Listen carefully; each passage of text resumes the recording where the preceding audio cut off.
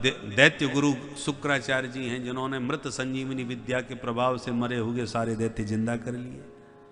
दैत्यों ने चरण पकड़ लिए, गुरुजी आपने बचा लिए और बदला लेना है इन देवताओं से। शुक्राचार्य जी बोले हमारी बात मानोगे तो निश्चित तुम सिंहासन पर बैठ सकोगे। क्या करना होगा? बोले ब्राह्मणों का आशीर्वाद लेना होगा। ठीक है, ब्राह्मणों के आशीर्वाद में कितनी देर लगती है?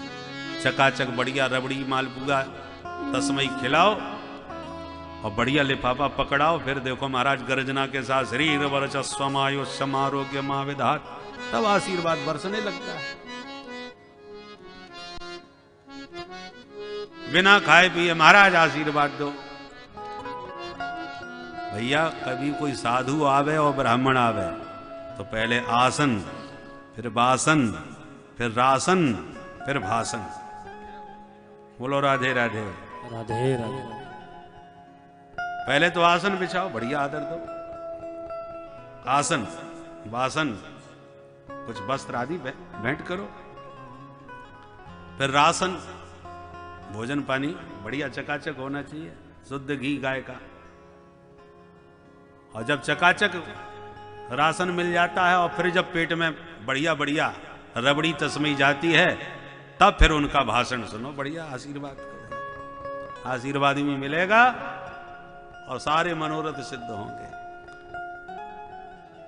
ब्राह्मणों का आशीर्वाद दैत्यों पर बरसने लगा। दैत्य चेला बन गए सबके सब। बड़े बड़े यज्ञ कराने प्रारंभ कर दिए। ऐसा आशीर्वाद बरसा महाराज कि दैत्यों ने स्वर्ग जीत लिया, देवताओं में भगदड़ मच गई।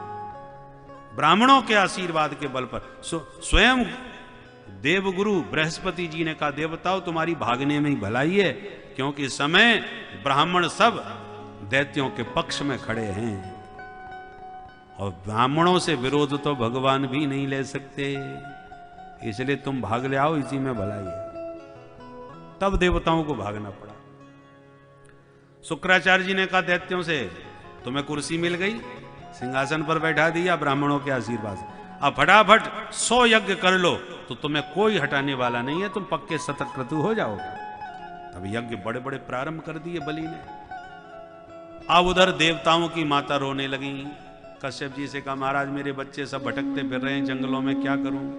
कश्यप जी ने कहा पयो व्रत करो, फाल्गुन में किया जाता है। फाल्गुन श्यामले पक्षे द्वादशाहम पयो व्रत। दूध पी करके पयो व्रत किया गया। भगवान प्रसन्न हुए, कहा मां मैं स्वयं तुम्हारा पुत्र बन के तुम्हारा मनोरथ पूर्ण करूंगा। मां अदिति के गर्भ में साक्षात प्रभु पधारे। समय आया भादों का महीना शुक्ल पक्ष की द्वादशी में, मध्याह्न 12 बजे भगवान बटुक वामन रूप में प्रकट हो गए।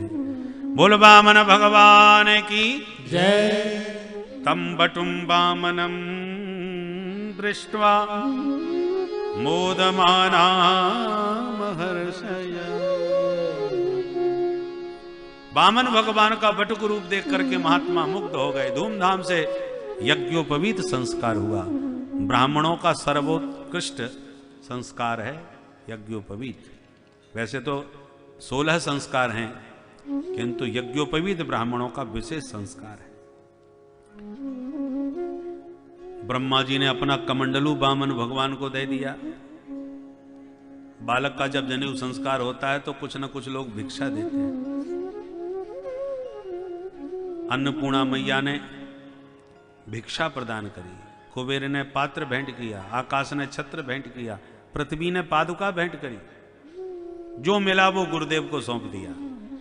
बृहस्पति जी ने कहा सुनो बटुक जी इतने से काम नहीं चलेगा, हमें तो आपसे भिक्षा में तीनों लोकों की संपदा चाहिए, इसलिए जाइए राजा बलि से मांग के लाइए।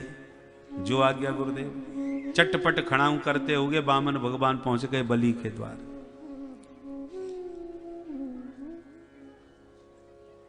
परंतु जैसे ही दरवाजे पर दूर से आते हुए वामन भगवान का दर्शन किया, राजा बलि तुरंत सभी ब्राह्मणों के साथ खड़े होकर के स्वागत के लिए चल दिए। स्वागतम ते नमस्तुभ्यं ब्रह्मन किं करवाम ते। सुस्वागतम। बटुक जी, क्या सेवा की जाए आपकी? जो चाहो मांगो। बामन भगवान बोले, हम मांगवे ना आए, हम तो तेरो नाम सुन के बस मिलवे चले आए। हमने सुन राखी है कि तुम ब्राह्मणन के बड़े भक्त हो, तो हमने सोची भाई ऐसे ब्राह्मण भक्त को दर्शन करना चाहिए। बलि ने कहा, क्षमा करें महाराज, ब्राह्मण का बेटा बिना मतलब के कभी किसी के दरवाजे नहीं जाता। आए हो तो कोई तो मतलब रहा होगा, आप संकोच त्याग करके मन की बात कहिए। भगवान ने पहले तो लंबी चौड़ी तारीफ करी और अंत में बोले, हम समझ गए राजन, तुम बिना दिए हमको छोड़ोगे नहीं, तो तुम्हारा मान रखने के लिए पदानि त्रीण दैत्येन्द्र सम्मतानि पदा मम, मेरे इन पैरों से केवल 3 चरण भूमि नाप करके दे दो, बस हम संतोषी ब्राह्मण हैं, इतने में खुश। बलि ठहाका मार के हंस पड़ा, अरे ब्राह्मण बड़ी दया आती है, तुझे मांगना नहीं आता। कितनी लंबी चौड़ी बातें बनाई और मांगते समय 3 चरण भूमि। अरे कमरा भी ठीक से नहीं बन पाएगा।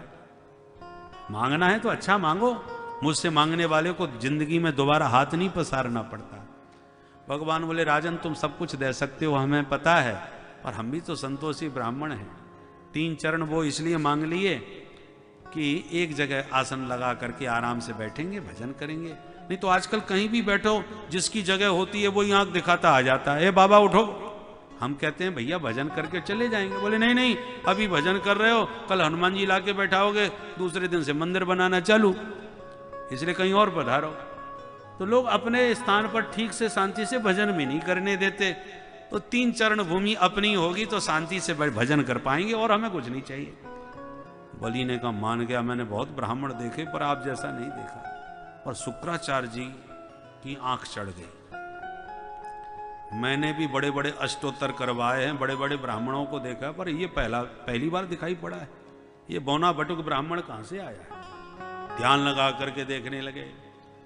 भगवान समझ गए ये गुरुजी कुछ गड़बड़ कर सकते हैं। तुरंत बोले, राजन ये तो तुम्हारा मन पक्का है देने का, तो फटाफट हाथ में जल लो, संकल्प करके दो। बलि ने कहा, महाराज आपने मांगा मैंने दिया, आप संकल्प क्या करना थोड़ी सी भूमि का? अरे नहीं नहीं राजन, विधि विधान से होना चाहिए हर काम। ठीक है, संकल्प कर लेते। जल पात्र उठाया कि इतने में शुक्राचार्य जी ने हाथ पकड़ लिया। बलि सावधान। क्या हुआ गुरुजी? ध्यान से देखो कौन है। बोले बामन है। अरे राजन धोखा खा रहे हो, ना बामन है ना 53, हम इनको पहचान लिए। कौन है महाराज? एस वैरोचने साक्षात भगवान विष्णुरव्यय कश्यपादतिर्जातो देवानां कार्य साधक, देवानां कार्य साधक। देवताओं का कार्य साधने के लिए वही छलिया विष्णु जो छोरी बन के आया था, वही बौना बन के आ गया है। बातों में आओगे तो बर्बाद हो जाओगे, तुरंत मना करो। अब बलि गुरुजी को देखे, फिर प्रभु जी को देखे। गुरुदेव यदि ये ब्रह्मचारी है तो 3 चरण भूमि लेके चलता बनेगा, और यदि ये साक्षात प्रभु हैं तो इससे बड़ा सौभाग्य कम मिलेगा कि दाता एक राम में भिखारी सारी दुनिया।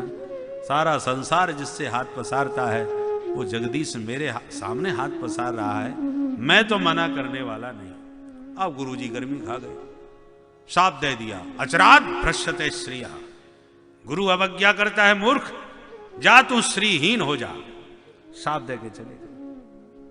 बामन भगवान बोले, गुरु चीला क्यों झगड़ा कर रहे हो? देना है तो दो, नहीं हम तो पहले ही मना कर रहे थे। बोले नहीं नहीं महाराज, आप तो अपना संकल्प करो। तो ठीक है, जल तो लो। जो जल पात्र उठाया, भागवत में ऐसा नहीं लिखा है पर पुराणांतर प्रसिद्ध है कि शुक्राचार्य जी पात्र में घुस के छिद्र को अवरुद्ध करके बैठ गए कि पानी ही नहीं गिरने दूंगा। जब पानी ना निकले तो बामन भगवान समझ गए, राजन तुम्हारा पुराना बर्तन रखा रखा जंग खा गया है, लाओ हमें दो, हम ठीक कर दें। और कोसा की नुकीली नोक से जो उस छिद्र में फेंक करके प्रहार किया तो शुक्राचार्य जी की एक आंख गोविंदाय नमो नमः। शुक्राचार्य जी भाग खड़े हो गए कि कोई दे रहा है, कोई ले रहा है, हमने अपनी आंख फालतू में ही गमाई। हाथ में जल आया, संकल्प करके छुड़वाया और तुरंत प्रभु ने संकल्प पूर्ण होते ही अपना विराट रूप दिखा दिया। बोल विराट भगवान की जय। एक चरण में नीचे के सातों लोग, दूसरे चरण में ऊपर के लोग। बलि अब बोलो तीसरा चरण कहां रख दूं? बलि तो हक्के बक्के देखते रह गए, हाथ जोड़ के बोले महाराज पदम तृतीयम कुरु शीष्ण में निजम। धन से बड़ा धनवान होता है, 2 चरणों में मेरा संपूर्ण धन ले लिया, तो तीसरे चरण में मुझ धनवान को भी स्वीकार कर लीजिए और ये चरण मेरे माथे पर धर दीजिए। भगवान प्रसन्न हो गए। बलि के माथे पर चरण रखते हुए प्रभु ने कहा, बलि संसार में तुम जैसा दानी कोई नहीं हुआ, दानियों में तुम अग्रणी कहलाओगे। कोई कुछ देता है, कोई कुछ देता है, पर तुमने तो अपने आप को भी दे दिया। इसलिए शब्द प्रचलित हो गया बलिदान। कोई धर्म के लिए बलिदान हो जाता है तो कोई राष्ट्र के लिए बलिदान हो जाता है। जो अपना भी दान कर दे, अपने जीवन का दान कर दे, उसी को बलिदान कहते हैं। मांगो बलि क्या चाहते हो? बलि ने कहा बस आपको निरंतर यूं ही निहारता रहूं और कुछ नहीं चाहता। भगवान बोले आगामी मनमंत्र के तुम ही इंद्र बनोगे, अभी से रिजर्वेशन कंफर्म। परंतु जब तक तुम्हें सिंहासन नहीं मिलता इंद्र का, तब तक सुतल लोक के राजा बन के राज करना, दरवाजे का द्वारपाल बन के मैं खड़ा रहूंगा, 24 घंटे मेरे मुख कंज का दर्शन करते रहना। बोल भक्त वत्सल भगवान की। सुखदेव जी कहते हैं राजन, इस प्रकार से भगवान विविध मनमंत्रों में विविध अवतार लेकर के भक्तों को परमानंद प्रदान करते हैं।